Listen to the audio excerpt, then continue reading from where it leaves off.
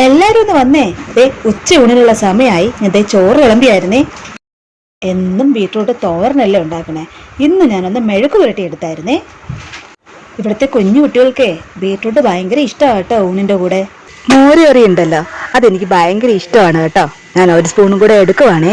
ഈ മോരുകറിയും മീൻകറിയും ചോറും കൂടെ ഇങ്ങനെ കുഴച്ച് കഴിക്കാനായിട്ട് എനിക്ക് നല്ല ഇഷ്ടമാണേ.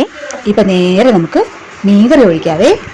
നല്ല കുടംപുളിയൊക്കെ ഇട്ട് ഓടംകൊല്ലി മുളകും തക്കാളിയൊക്കെ ഇട്ട് മുളക് അരച്ച് വെച്ച മീൻകറിയാണ് കേട്ടോ. ഞാൻ ഇടയ്ക്കൊന്ന് ടേസ്റ്റ് ചെയ്ത് നോക്കി, അടിപൊളിയായിരുന്നു.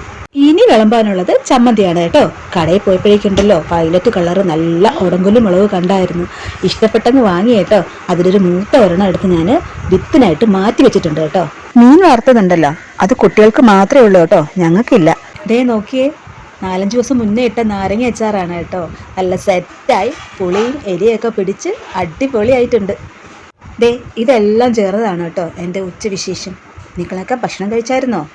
ഞാനെന്നാൽ പിന്നെ കഴിക്കട്ടെ കേട്ടോ.